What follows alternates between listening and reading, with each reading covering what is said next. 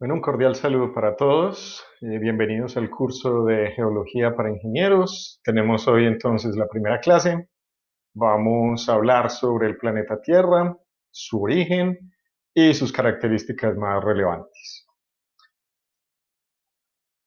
Muy bien, comencemos. Pues aquí tenemos pues el planeta visto desde el espacio. Vemos que predomina un color azul debido a toda la cantidad de agua pues, que hay en su superficie, y se ve muy bien también el contraste entre áreas que son continentales y áreas que son oceánicas. Bueno, vamos a discutir un poco el origen del sistema solar y de la Tierra como planeta. Vamos a ver los principales movimientos de la Tierra, los más característicos y los que más determinan los fenómenos que percibimos desde aquí, algunas de sus características físicas, su composición general y los rasgos más relevantes que describen la corteza terrestre del planeta Tierra.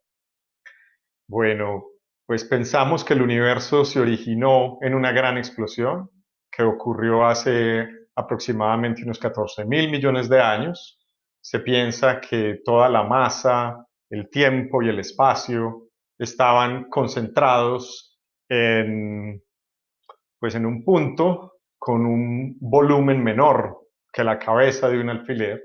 Ahí estaba absolutamente todo, de densidad infinita, y que en un momento explotó. Y a partir de esa gran explosión, el universo se continúa expandiendo. Todos los días se expanden, todos los días se expande, y efectivamente hay evidencias de que el universo continúa expandiéndose. Bueno, el sistema solar se debió haber originado a partir de una nebulosa molecular, digamos, de un volumen mucho mayor que el sistema solar como el que lo conocemos hoy, que se comenzó a aglutinar por acción de la fuerza gravitacional. Entonces, con la fuerza gravitacional, la masa se comienza a acumular, el sistema también comienza a rotar a medida, digamos, que se une más masa, pues entonces el sistema rota más rápido y la mayor cantidad de masa se fue acumulando en el centro se hizo más caliente y ahí en ese centro es donde se supone pues que se forma la estrella central de ese sistema. La rotación entonces también provoca el aplanamiento, entonces todo el sistema solar con su estrella central y todo lo que lo rodea va adquiriendo una forma de disco, es decir, todo tiende a acumularse en un plano común.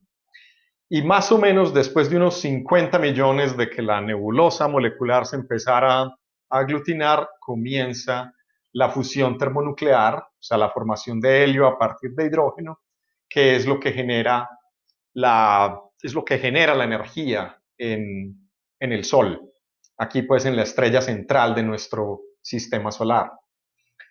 Muy bien. El material, digamos que no es hidrógeno y helio, entonces se condensa, ¿cierto? Forma entonces otros elementos químicos, digamos, a partir de los más básicos. Y entonces se forman, por ejemplo, el hierro, el níquel, el silicio, que por ejemplo son de los elementos más abundantes en el planeta Tierra. Y entonces estos elementos se van agrupando por colisión en unos planetas primitivos, que es lo que aquí nos referimos como los protoplanetas. Entonces, los elementos pesados se van quedando relativamente cerca del Sol y los elementos más livianos se hacen entonces más lejos del Sol. Entonces, el resultado de todo esto es que los planetas internos entonces son pequeños y densos, rocosos y metálicos, pues como ponemos ahí, y los planetas exteriores son grandes y poco densos, son gaseosos, son formados fundamentalmente por gases, ¿cierto? Todos estos gigantes como Júpiter, Saturno, Urano y Neptuno son planetas hechos de gases. Entonces una nave espacial no podría realmente apoyarse en la superficie del planeta. ¿Sí? Son, digamos, hechos de gases. Pueden tener sólidos a su alrededor como parte de sus satélites o los anillos de Saturno, pero la gran masa del planeta es hecha de gases. Entonces son gigantes, pero menos densos que la Tierra. Pueden, por ejemplo, tener más masa que la Tierra, pero son menos densos que ella. Muy bien. Entonces, el Sol es prácticamente toda la masa del sistema solar, solo un pequeño porcentaje, aquí vemos que un 0.15% de la masa del sistema solar corresponde a los planetas. De resto, la mayor parte de la masa está en el Sol. Muy bien, los planetas orbitan alrededor del Sol, ellos giran alrededor pues, de la estrella central en un mismo plano aproximadamente. Entonces, todas son órbitas elípticas, aproximadamente en un mismo plano, el plano que llamamos el plano de la eclíptica, menos Plutón. Plutón parece que tuvo un origen externo al sistema solar y en algún momento fue atrapado por el campo gravitacional del sistema solar y ahí se quedó orbitando. Entonces, por eso es que hay esas discusiones de si Plutón es un planeta o no. Pues lo cierto es que no parece haberse formado con el resto de los planetas del sistema solar. Es decir, tuvo un origen externo, un origen que no es común con los demás. Y pues digamos que tampoco sigue la norma que habíamos dicho en un principio de que los planetas cercanos al Sol pues son rocosos, sólidos, pequeños, y que los planetas lejanos son gaseosos y más grandes y con más masa, pero menos densos. ¿Cierto? Plutón es sólido, es relativamente pequeño considerando los tamaños pues, de estos planetas, y además pues tiene el plano de su órbita inclinado con respecto al plano que contiene las demás órbitas. Muy bien. Sí, entonces en el sistema solar los planetas se trasladan alrededor del Sol, todos en un mismo sentido. La rotación todos la hacen en un mismo sentido. Todos también rotan alrededor de su propio eje, excepto Venus, que rota para el otro lado. También la densidad de los planetas va disminuyendo a medida que nos alejamos del Sol, excepto por el caso de Plutón. Pues Plutón es más denso que Neptuno, ¿cierto? Plutón es más denso, digamos, que los planetas gigantes del sistema solar, pero digamos que ya vimos pues que es que tiene un origen diferente al de los demás. Muy bien, entonces la Tierra se formó por materiales fundidos, entonces la Tierra era inicialmente una bola caliente, y lo que primero parece haberse formado es la corteza, es decir, se forma una pequeña costra, una pequeña cáscara en el exterior, muy delgada, a comparación de todo el volumen y de todo el radio que tiene el planeta Tierra, se forma por enfriamiento. Digamos que ese contacto entre una masa líquida y caliente y un espacio exterior frío hace que se forme esa pequeña costra o esa pequeña cáscara que llamamos la corteza terrestre.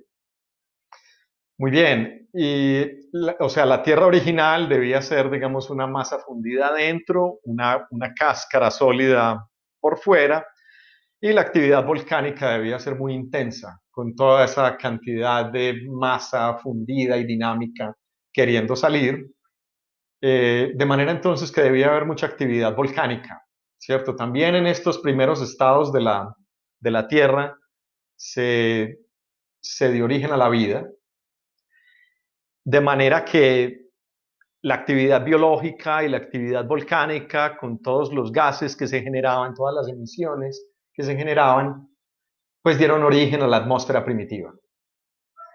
Muy bien, entonces había una serie de gases rodeando el planeta Tierra, sostenidos por la gravedad no los deja escapar. Y también debido, digamos, a toda esta cantidad de sustancias viniendo del interior de la Tierra, y pues se piensa también que en parte viniendo del exterior, se forma el agua en la superficie de la Tierra. Entonces se forma la hidrósfera, ¿sí? Seguramente pues con un origen en el interior y también con algo del exterior, probablemente vino en pedazos de asteroides, meteoritos, en fin, en masas viniendo del exterior de la Tierra. Muy bien, algunos de los movimientos de la Tierra. Vamos a citar pues los más relevantes. Primero está la traslación alrededor del Sol. Un ciclo de estos dura un poco más de 365 días. La órbita de la Tierra alrededor del Sol es elíptica, es prácticamente circular. Realmente la excentricidad de la elipse es muy pequeña y se aproxima a un círculo, pero se logra ver la diferencia, ¿no? Aquí vemos, por ejemplo, el afelio, digamos que es el punto durante el año más lejano entre la Tierra y el Sol, es este, 152,6 millones de kilómetros. El perihelio, o sea, el punto más cercano es 147,5. La diferencia entre ambos es aproximadamente unos 5 millones de kilómetros. Son 5 en 150, más o menos. 5 en 150 representa un porcentaje relativamente pequeño de, para describir la excentricidad de esta elipse, de manera que es prácticamente una esfera. Bueno, el eje de la Tierra, el eje de rotación de la Tierra está inclinado con respecto al plano que contiene la Tierra y el Sol durante todo el año. Entonces, la inclinación de este eje es responsable de las estaciones, de que haya pues un verano y un invierno muy definidos en los hemisferios norte y sur en el planeta Tierra.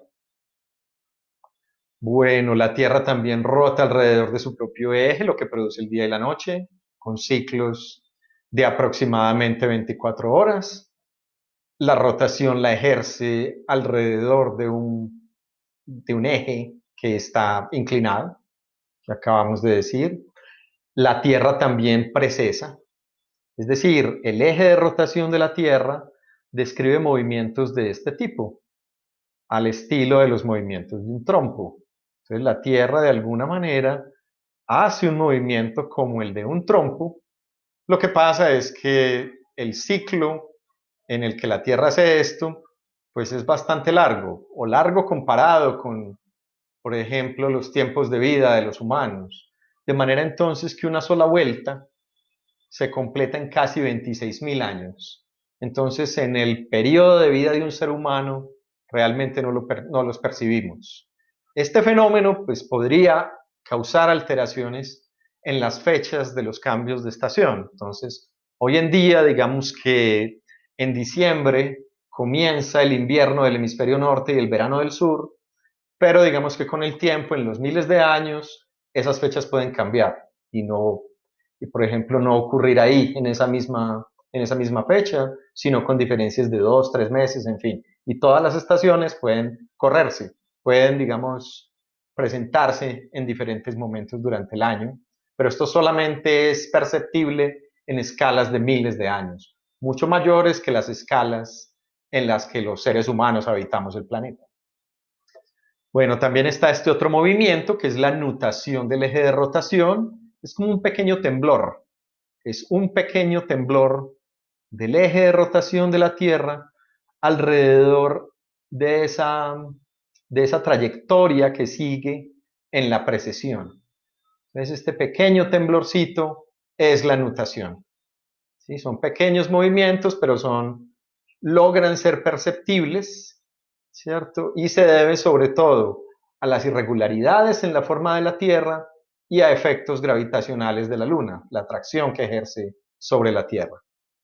Muy bien, entonces aquí pues diremos algunas de las características de la Tierra en general. Entonces pues no es esférica, pero casi.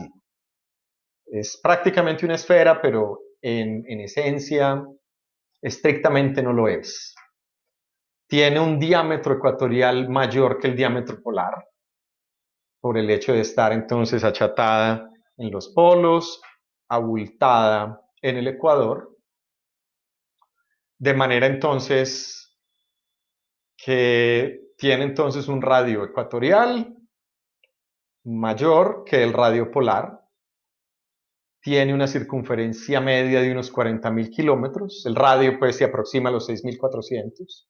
La diferencia entre el radio polar y el ecuatorial es de unos 20 kilómetros. Realmente 20 kilómetros es muy poco comparado con los 6.400 que tiene el radio de la Tierra. Entonces sí, es aproximadamente una esfera, pero el achatamiento es perceptible. Bueno, la mayor parte de la superficie del planeta está cubierta por agua, de hecho, pues más de la mitad. Los continentes son aproximadamente 150 millones de kilómetros cuadrados Estos símbolos que utilizamos aquí, esta E, es básicamente la potencia de 10, ¿cierto? Entonces son 149 por 10 a la 6 kilómetros cuadrados. Y aquí tenemos algunos datos de la masa: 6 por 10 a la 24 gramos, o 6 por 10 a la 21 kilogramos. Y la densidad media. La densidad de la Tierra es muy variable. La densidad de la Tierra, pues, digamos, depende mucho de la profundidad. Entonces, ciertas profundidades tienen unos valores, tiene otras para distintas profundidades. Pero si pudiéramos hacer un promedio, pues la densidad media sería de 5.5 gramos sobre centímetro cúbico, o 5.500 kilogramos sobre metro cúbico. Muy bien. El núcleo de la Tierra está fundido. Entonces el núcleo de la Tierra en su parte exterior, perdón, ahí debo hacer una precisión, ¿cierto? El núcleo de la Tierra tiene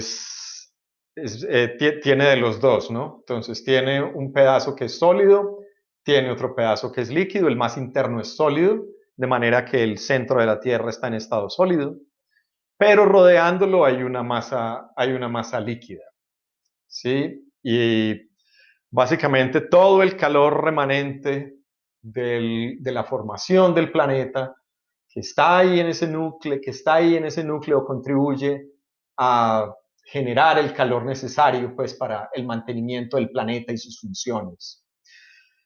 También hay, digamos, generación de calor en el interior de la Tierra. Entonces hay descomposición de materiales radioactivos que genera calor. Entonces la Tierra, digamos, es un sistema que tiene un calor remanente de sus tiempos de formación, y también tiene una generación de calor en su interior. Y estas son las dos cosas que hacen que son como las dos fuentes de calor en el planeta Tierra. Además, pues, digamos, de todo lo que viene de afuera. Pero todo lo que viene de adentro es esto, ¿cierto? Calor remanente y descomposición radioactiva de elementos químicos. Y entonces aquí tenemos un perfil de cómo varía la temperatura con la profundidad. Básicamente aumenta hasta llegar a temperaturas en el núcleo de la Tierra de unos 5.000 a 7.000 grados centígrados o grados Kelvin. Muy bien. La Tierra también se comporta como un gran imán. Entonces la Tierra pues tiene asociado un campo magnético, sobre todo debido al movimiento de cargas eléctricas en su interior. Se piensa que son cargas eléctricas en el núcleo externo, que es líquido, compuesto por hierro y níquel. Entonces allá están moviéndose, generando campo magnético, y como resultado el planeta se comporta como un gran imán. De manera que es como si la Tierra tuviera un imán insertado, ¿sí? En una posición parecida a su eje de rotación, pero no del todo. De manera entonces que hay una diferencia de más o menos 11 grados entre la dirección del eje de rotación, entre la orientación del eje de rotación y la orientación de ese eje magnético, o de ese gran imán, digamos, de ese gran imán que habría, pues, en el interior de la Tierra. El imán no existe como tal, pero es como si existiera por el hecho de tener un campo magnético asociado. Muy bien. Entonces, sí, el campo magnético de la Tierra entonces se origina en su interior debido al movimiento de cargas eléctricas en el interior. En el núcleo externo es lo que se piensa que sucede allá. Ha experimentado variaciones, ha experimentado inversiones. La razón para las inversiones del campo magnético no es del todo clara. Los resultados de la modelación predicen las inversiones, pero no es claro si está ligado directamente a algún evento astronómico, o algún evento en particular ocurriendo ocurriendo, pues, dentro del planeta. Muy bien, la Tierra también tiene un campo gravitacional. Básicamente, pues, es el resultado de la atracción entre masas. Los cuerpos, por el solo hecho de tener masa, se atraen, y pues en este caso, digamos que tenemos una masa de escala planetaria, pues entonces tiene unos efectos muy visibles. De hecho, nos mantiene aquí pegados al planeta, hace que el planeta pueda tener atmósfera, mantiene, por ejemplo, a la Luna en órbita alrededor de la Tierra, mantiene a la Tierra en órbita alrededor del Sol y también mantiene al Sol en la galaxia. Es básicamente la fuerza, digamos, que mueve cuerpos en una escala universal. Entonces aquí vemos matemáticamente cómo la expresamos, producto de las masas. Entonces es más fuerte si las masas son más grandes. También es más fuerte si las masas están más cerca, ¿no? Vemos que es inversamente proporcional al cuadrado de la distancia. Entonces es más fuerte cuando las masas están más cerca, ¿no? Muy bien. La aceleración, digamos, que se genera a partir de esta fuerza es lo que llamamos aceleración de la gravedad, a lo que le decimos G, ¿cierto? Esta G minúscula se refiere a aceleración, la G mayúscula se refiere a la constante de proporcionalidad de esta ecuación, la constante de gravitación universal o constante de Cavendish.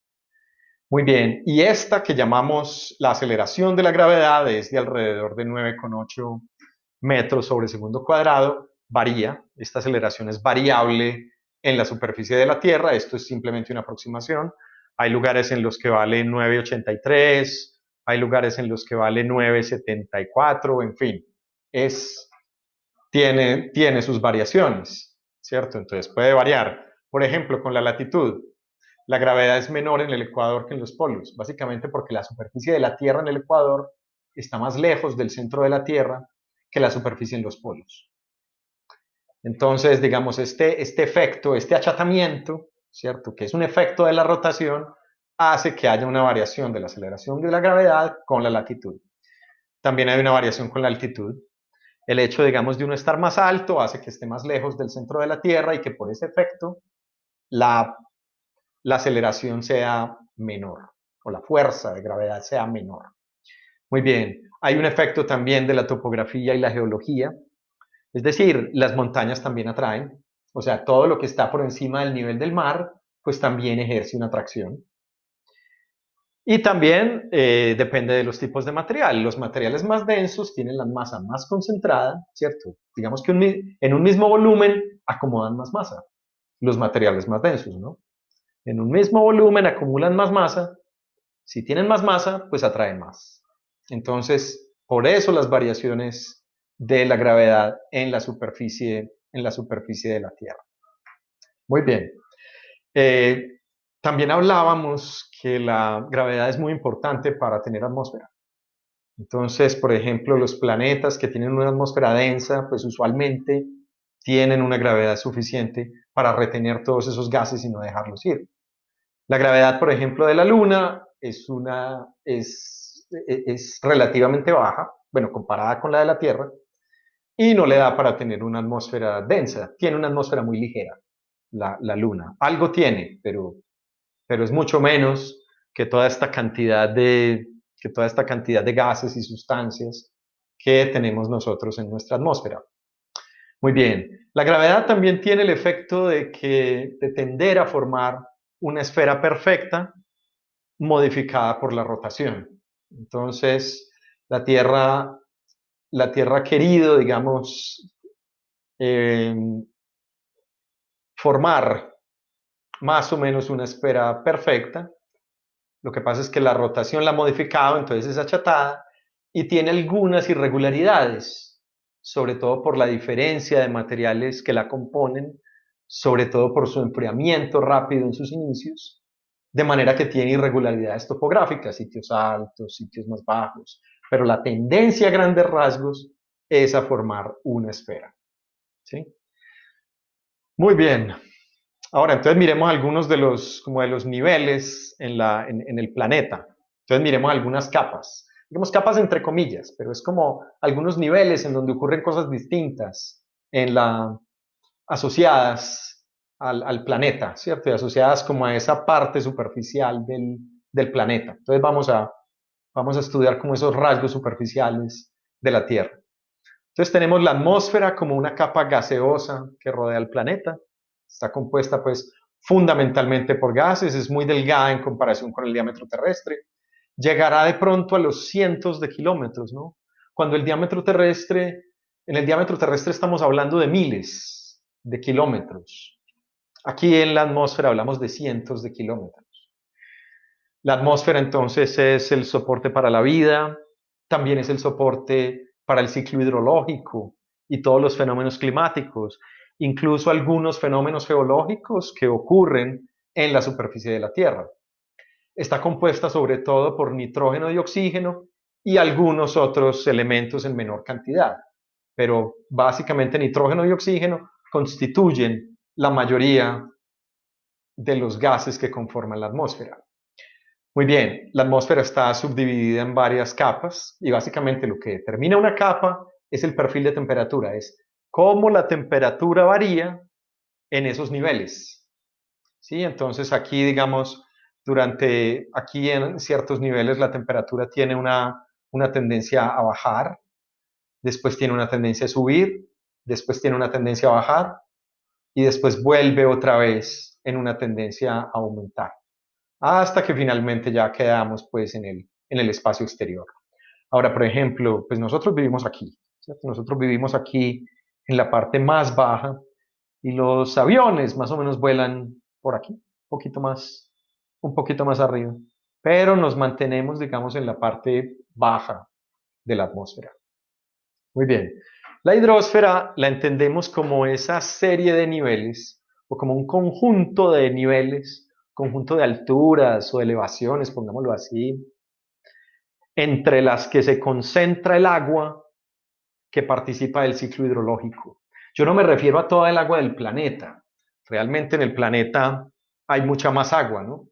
En el planeta pues hay agua en el manto terrestre, por ejemplo. Lo que pasa es que no está en estado líquido, no está en una condición aprovechable para nosotros tal y como la conocemos, pero el manto de la Tierra pues tiene mucha más agua que la hidrosfera. Lo que pasa es que no está pues en estado aprovechable, está digamos incorporada a la estructura interna de los minerales y pues ella logra salir a la atmósfera por medio de los volcanes. Cuando un volcán hace erupción, pues sí, en alguna proporción lo que tiene ahí es agua y esa agua después puede entrar a formar parte de la atmósfera y puede entrar también a ser parte del ciclo hidrológico y eso debió haber sido uno de uno de los fenómenos que originalmente debió haber generado la atmósfera primitiva y el agua en la superficie de la Tierra. Muy bien, y miremos cómo se reparte, que es bastante curioso, pues sí, como la mayoría está en los océanos, ¿cierto? La mayoría pues está en los océanos, eso yo creo que sí no es una sorpresa. Lo que sí es más sorpresivo es que el agua que no está en los océanos, pues básicamente está como en dos almacenes, como hielo, o sea, en estado sólido, ¿cierto? Está en estado sólido, o en estado líquido como agua subterránea, o sea, en las rocas. Y el agua subterránea, digamos que representa muchísimo más que el agua de los lagos, o que el agua de la humedad del suelo, o que el agua de los ríos. Realmente este es uno de los mayores almacenes de agua y de donde se saca gran parte del agua aprovechable por los seres humanos. Es de las rocas. Entonces está pues allá metida entre las rocas el agua que en su mayoría es la aprovechada por los seres humanos. El agua de los ríos, el agua de los ríos realmente es una fracción muy pequeña comparada con todo el volumen de agua subterránea que hay en las masas continentales.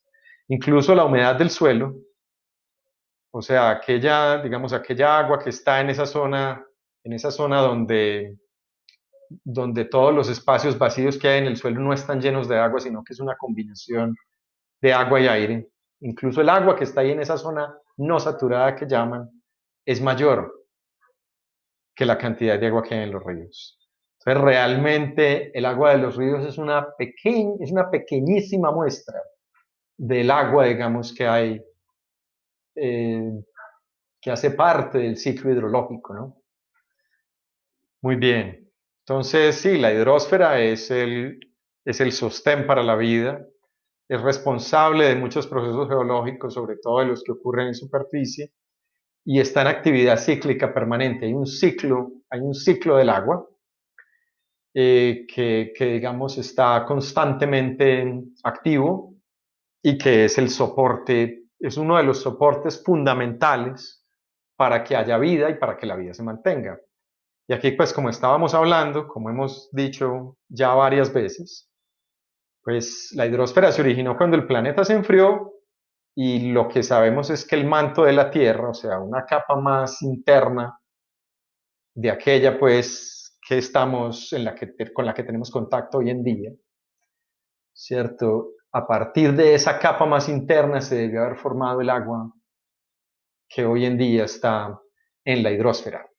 Muy bien, más o menos hace 4.000 millones de años, algo así.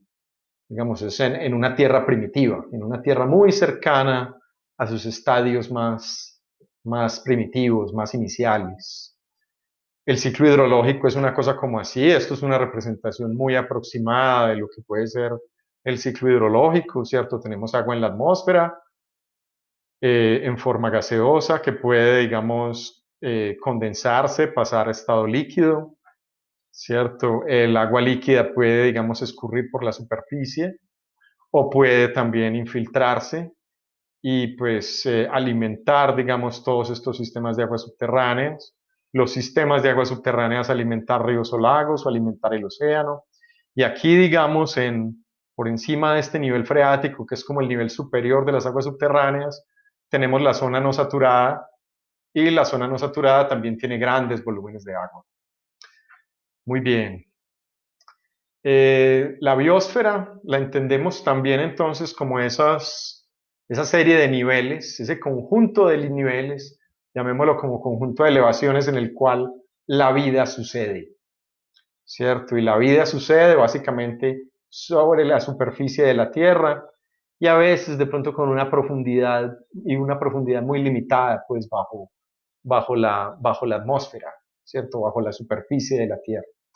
Digamos que la biosfera necesita de la atmósfera, necesita de la biosfera, ¿sí? Y se desarrolló en la Tierra en sus inicios.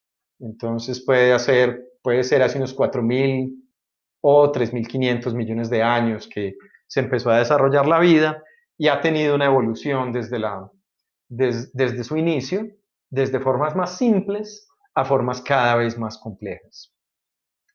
Bueno, ahora, ya hablemos un poco composicionalmente de una capa que contiene, de una capa, de la capa exterior de la Tierra, digámoslo así, que se llama la corteza terrestre, formada, formada en los inicios del planeta por enfriamiento. Entonces la corteza es tal vez la capa más heterogénea de la Tierra, la capa, digamos, en donde podemos encontrar más diferencias. Las otras, las capas más interiores son más homogéneas. Entonces está formada por una variedad de materiales de roca con orígenes todos muy distintos.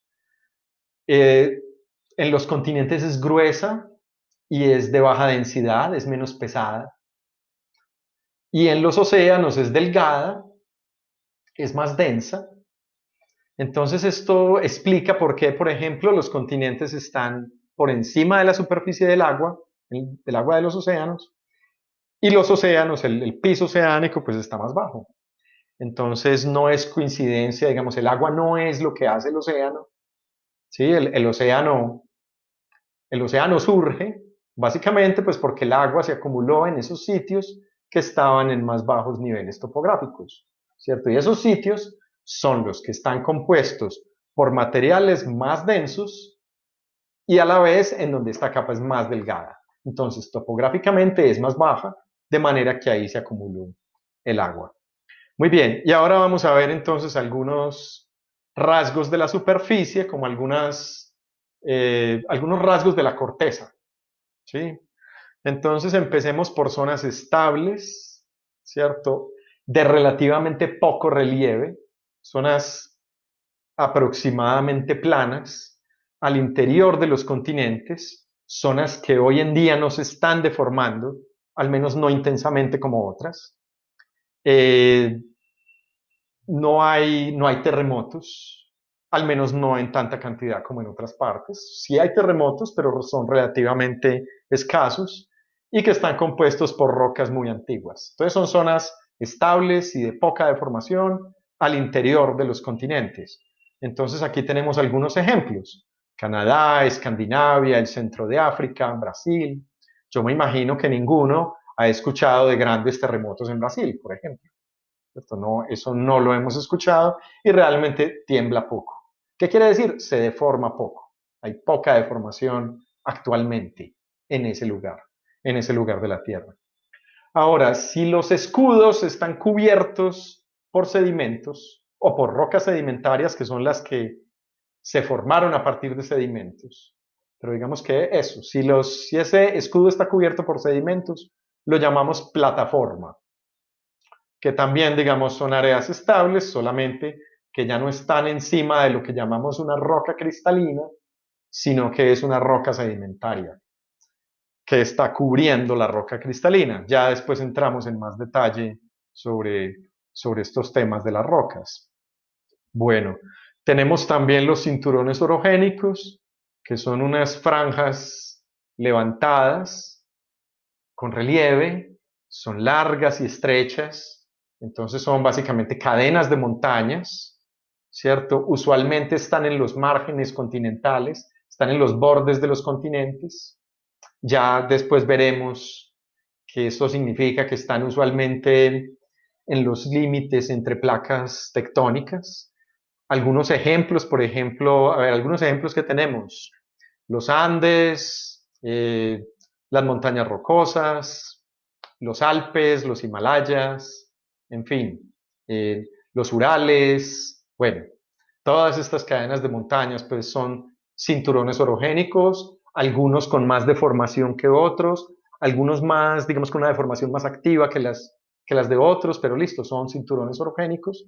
Se supone entonces que debido a la alta deformación que sufre la corteza, ellos se van levantando y normalmente se ha demostrado que el levantamiento ocurre en pulsos, en pequeños pulsos que se llaman orogenias. Aunque a veces ocurren, digamos, de manera más extendida y más uniforme en el tiempo. Digamos que eso es variable. Hay veces sucede de una manera, hay veces sucede de otra, pero básicamente estos cinturones orogénicos entendámoslo como cadenas de montañas. Bueno, otro rasgo son las plataformas continentales. Son como una extensión del continente hacia el océano.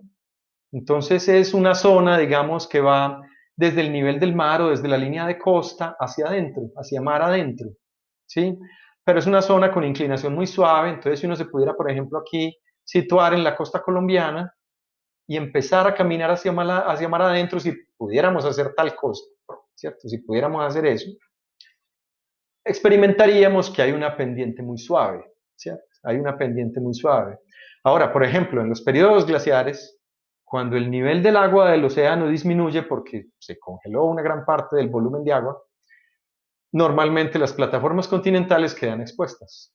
Hoy en día, pues están sumergidas, pero digamos que un calentamiento global del planeta podría cada vez exponerlas más. La plataforma continental termina en el talud, lo que llamamos el talud continental, que lo asimilamos al límite de la corteza continental.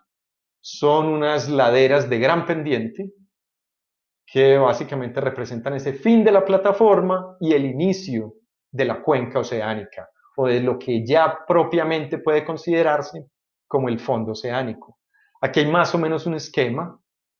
Aquí está la línea de costa, ¿cierto? Hasta que aquí llega el agua.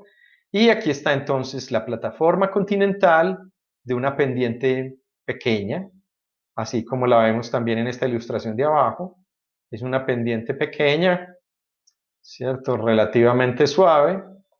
Y después viene entonces a este precipicio de una pendiente fuerte, que es el talud continental, y ya aquí tenemos el océano propiamente dicho, la cuenca oceánica propiamente dicho.